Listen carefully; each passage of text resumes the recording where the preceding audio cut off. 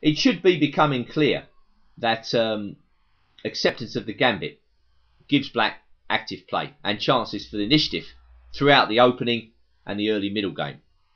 We've seen black crushing hapless white opponents on the earlier parts of this DVD.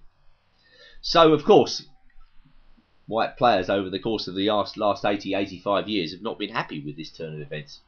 So attention has naturally shifted to interesting ways of declining the gambit, and it's to those we turn our attention.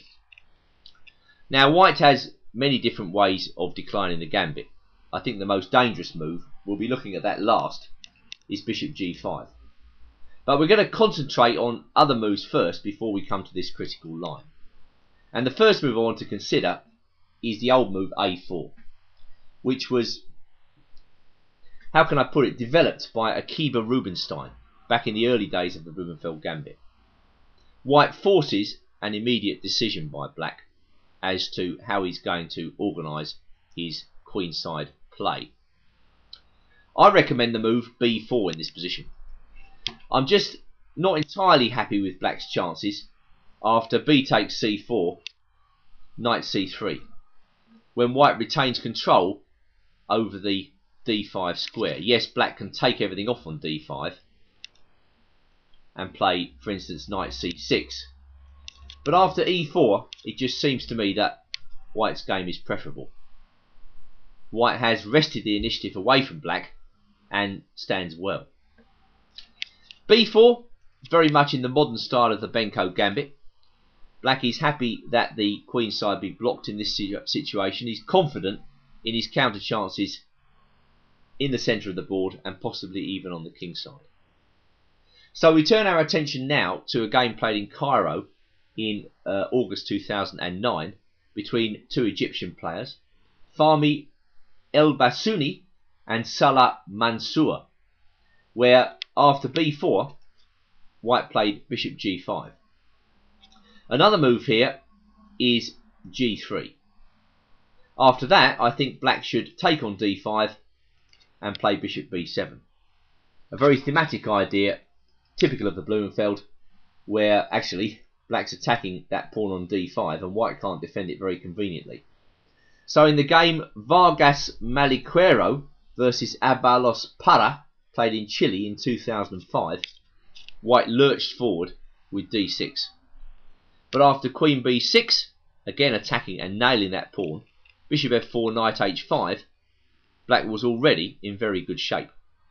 It is worthwhile playing on through this game to see how play developed.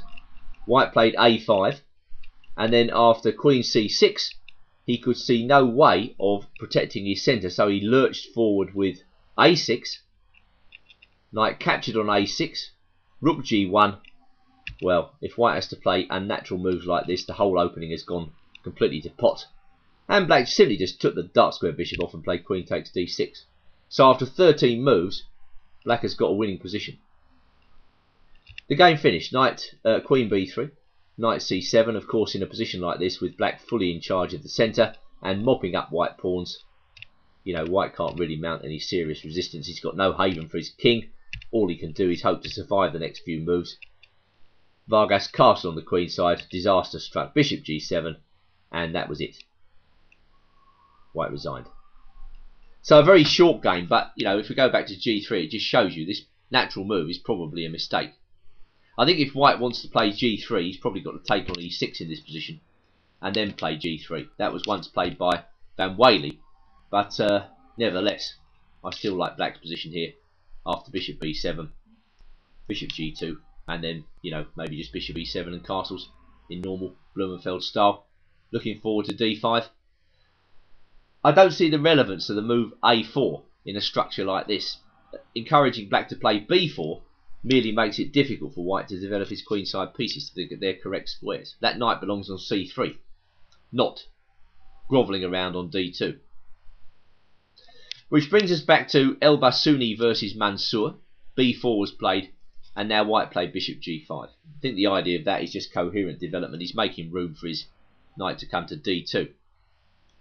Well, black took on d5, c takes d5, d6, e4, Of course, this move is possible now that white's played bishop g5.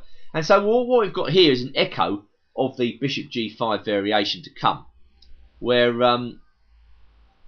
white seems to have good development for his pieces, but on the other hand, black's dark squared pawn chain is well entrenched.